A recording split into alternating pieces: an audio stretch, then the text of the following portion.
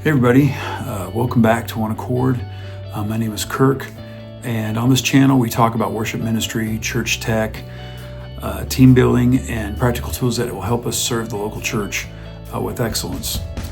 In today's video, I want to show you my worship keyboard rig, what I use, why I use it, and why I think this makes a great rig for Sunday mornings. Because let's be honest, having a great keyboard rig is not just about having cool gear. It's about having something that is reliable, easy to use, and helps you lead worship without distraction. So if you're a worship leader, a keyboard player, music director, or you're trying to build a better key setup for your church, this video is for you.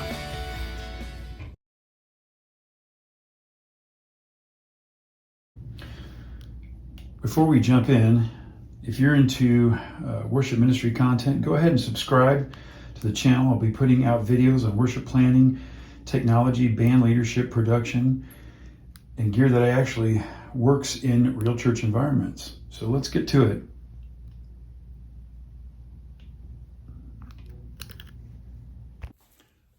So to just give you an example, I'm going to kind of show you, and I'm hoping this camera angle will work out, just the kind of flexibility that I have. So I'm using my faders here, and you'll probably see in the screen here that you'll see these faders moving.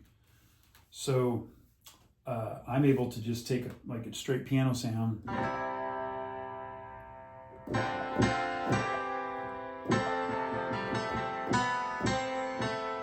Now the other function they have is they actually have a thing where you can select what key you're in, and then you have another pad that will come in and fade in. So hear that come in right now. And then I could theoretically go.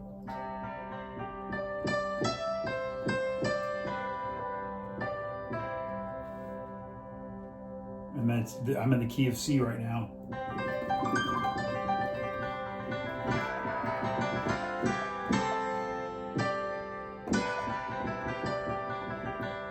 But I have also the option to bring in whatever pads that I assign. And so in this instance, I've got two different pads. I've got this pad.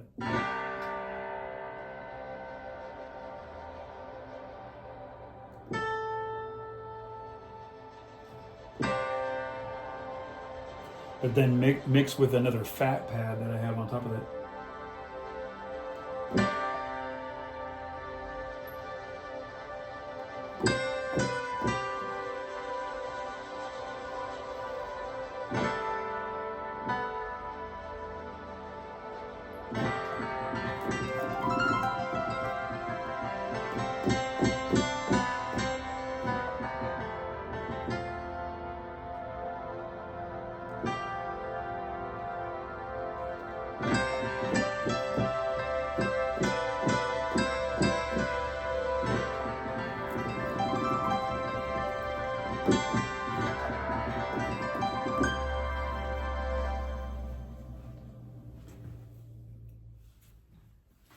And then if I want to add and do less pad stuff and have it be more of a gospel feel, then I've got this available.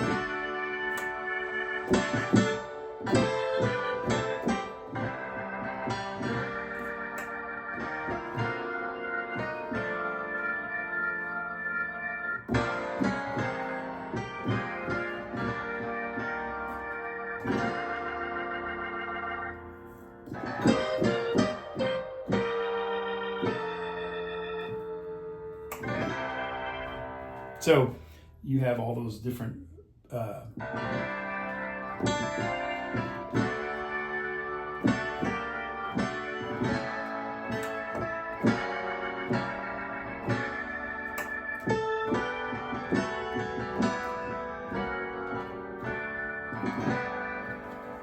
so it just really just gives you a lot of different options. So in conclusion, this rig has worked out very well for me. Primarily use it on Sunday mornings for church. And the only disclaimer I would say is if you're ever going to do any kind of outdoor stuff, you need to find a way to keep the iPad cool. because I have had situations where if my iPad gets hot, it just shuts down. And if that's your principal audio source or your main, what you're driving all your sounds from, then that, I will tell you, that's not fun. But if you stay in a climate controlled environment, I've had no issues. It's never had any issues as far as during Sunday morning in service. The layering capabilities and the things that you can do with this is pretty amazing. If you have any questions, like I said, feel free to reach out to me. I'll be happy to answer your questions.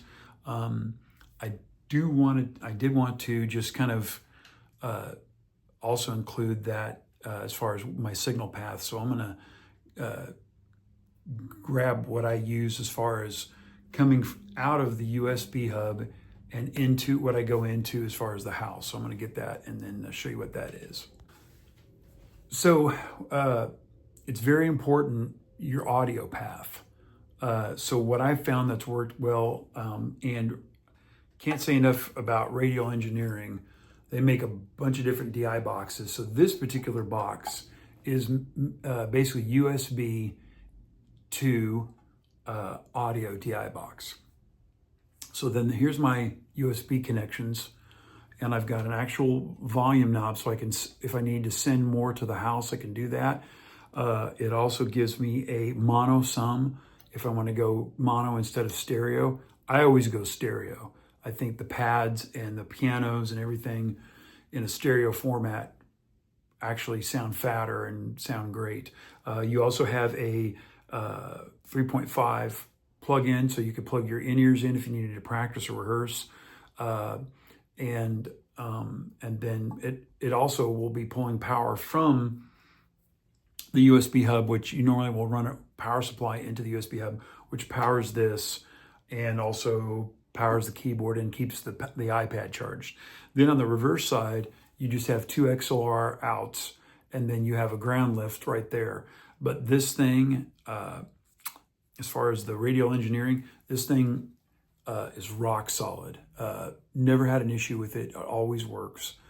So I would highly recommend that you get that in conjunction with the keyboard rig. So we're talking about the Studio Logic SL88 Grand. We're talking about the Korg Nano Control 2. And then we're talking about an iPad. I think you can go up to a 10th generation for that. A USB hub. And then this guy right here.